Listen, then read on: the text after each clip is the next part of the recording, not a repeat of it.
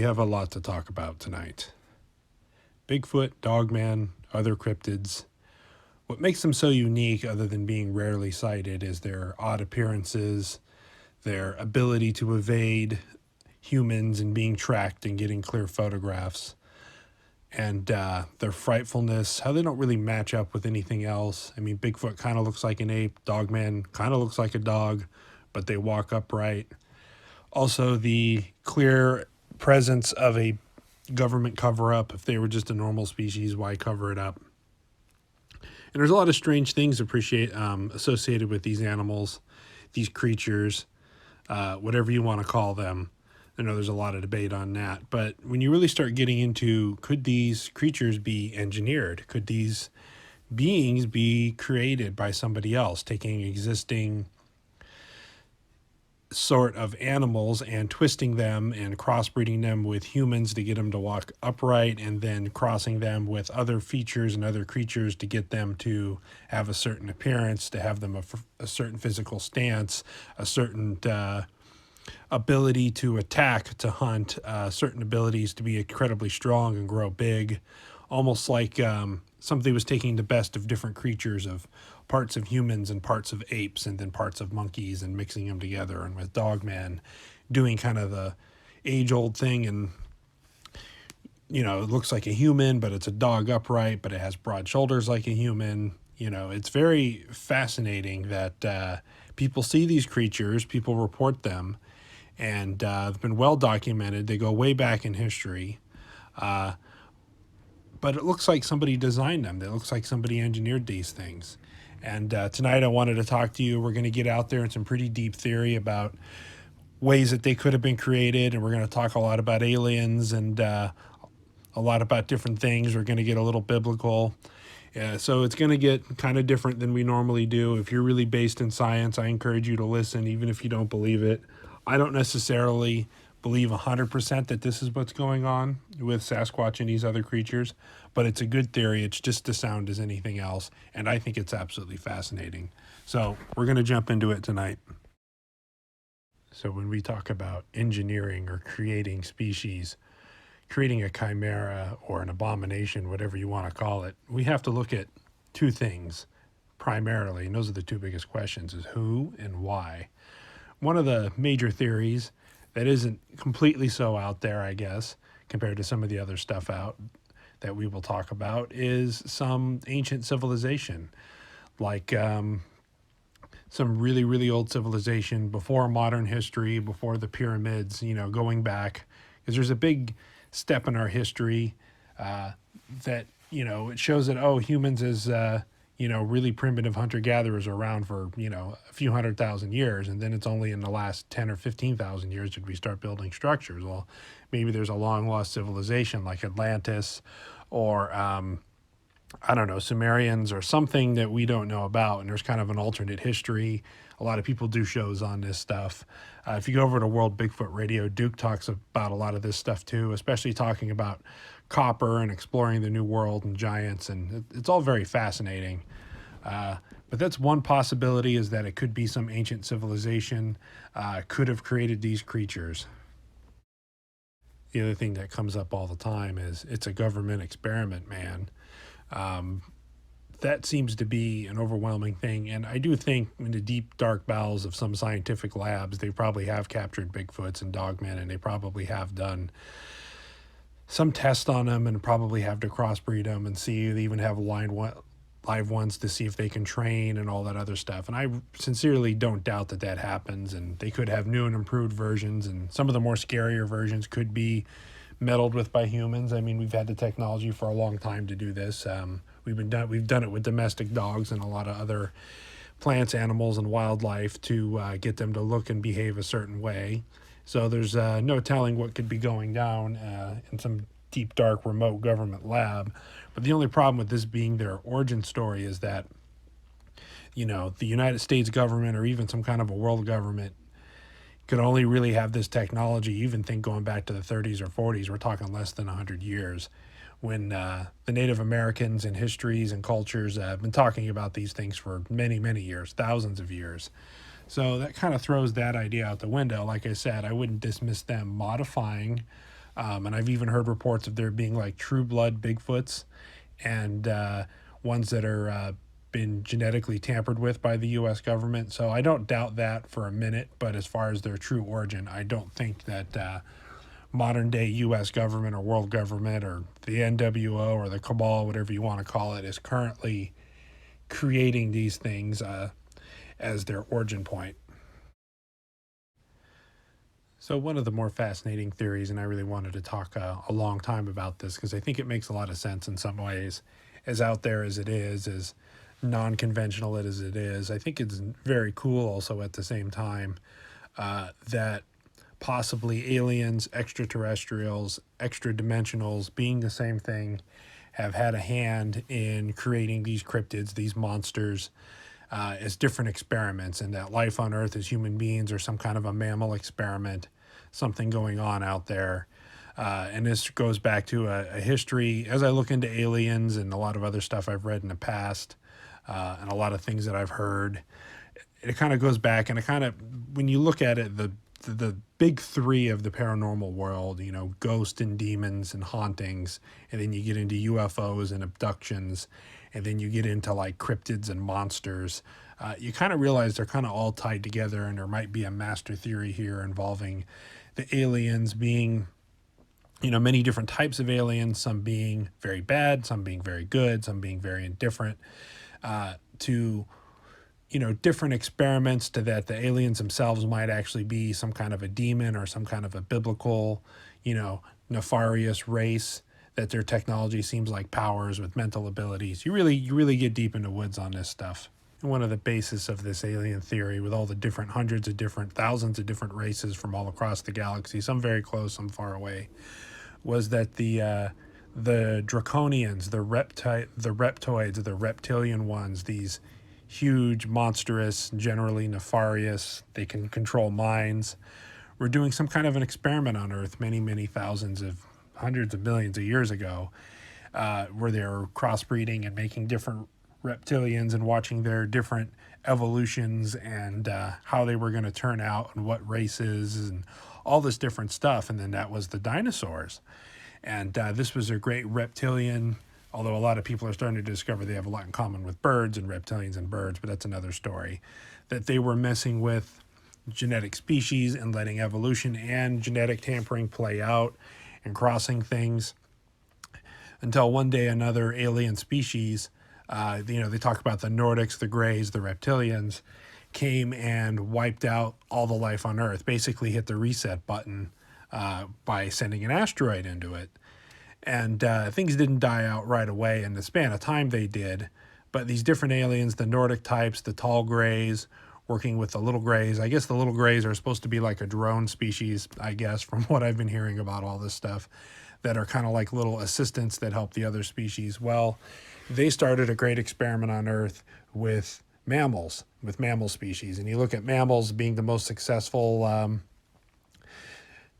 type of creatures on Earth, everything from human beings to whales to all the great apes and all the different things out there.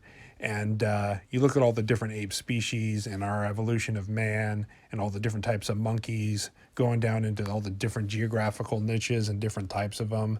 And then you look at the different types of Bigfoots and how some resemble a gorilla, some resemble a chimpanzee, some resemble more like a baboon.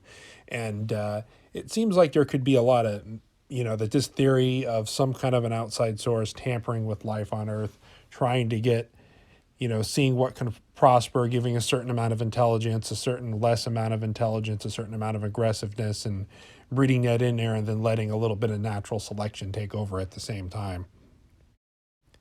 And then you start hearing about how humans and aliens and all these hybrids and people being abducted and being impregnated and all that crazy stuff you hear in the alien world, which I personally don't think is too crazy, but who knows? I think it's fascinating. But you hear a lot of stuff with hybrid species and a lot of people who've been abducted and been on spaceships and seen this stuff report different crossbreeds and, ones that look very human but slightly alien to humans to aliens that look slightly human and everything are in between. And then when you look back through biblical times, you hear about things like giants, which were a lot more humanoid, but we're not talking Bigfoots. We're talking like David and Goliath giants, big giants. And biblically speaking, they talk about these being the fallen angels, the ones that came from heaven, and they took the women of the earth and they crossbred with them and they produced a race of giants that were pretty mean. And there's a lot of theories that Bigfoot has some of this in them, that they're descendants from the Nephilim, from the fallen angels, from the shining ones, from the watchers, a lot of that kind of stuff, the biblical stuff that it gives you kind of goosebumps to think about. And you see a lot of the alien connections and you can kind of draw it all together in a lot of ways. And I think it's an interpretation, like I said, but I think it's absolutely fascinating when you think about what that could mean for all these strange creatures and people going across the universe and coming here and doing their different experiments, and maybe working with governments to improve these things, because you want to talk about super soldiers and killing machines and war, and you want to talk about the ideal worker. You think of you take a Bigfoot creature and make it more docile, but it's still 10 feet tall, 5, 6, 700-pound boulders, snapping trees, work all day. They could work all day, go into woods, hunt at night, self-support themselves, probably wouldn't be fussy about the type of food. They could independently think and solve problems, but at the same time be better than a machine at working on things. And also for defensive purposes too, a Bigfoot would be, incredibly capable of defending itself and defending its property, because we're talking these creatures have like superhuman strength. We're talking like Incredible Hulk type stuff been reported from these creatures moving logs and rocks and boulders, and they would be great workers. If I was going to build an ancient structure of some kind like Stonehenge, would I have 100 guys or 5 Bigfoots drag one of these things around? I'm not saying that that's who built these things, but it kind of makes sense in a way. That was one big theory, is that the Bigfoots were built more as laborers and the Dogmen were built more as warriors. We'll talk about the Dogmen here in a second. But you kind of think about all these great things. Some of these civilizations didn't even have the wheel, and they were making these giant structures. And a lot of the alien stuff too is that they could have levitation or anti-gravity devices or whatever to move these things and get such precise fitments. And to me, all the stuff that they've said, humans did it and they used logs to roll them and they quarried them themselves and moved them all these great distances. It's not impossible, but I think it's really, really high. So you look at all the monuments, especially a lot of these monuments look very similar, how they found henges all over the world. They found pyramids all over the world, a lot of similar structures reaching up to the sky, even Quetzalcoatl and the South American languages, their serpent god was like a big upright walking, feathered serpent. That sounds a lot like some of the reptilian aliens you hear. So it's really quite fascinating that the concept of Bigfoot and some of these other cryptids could be bred with a purpose.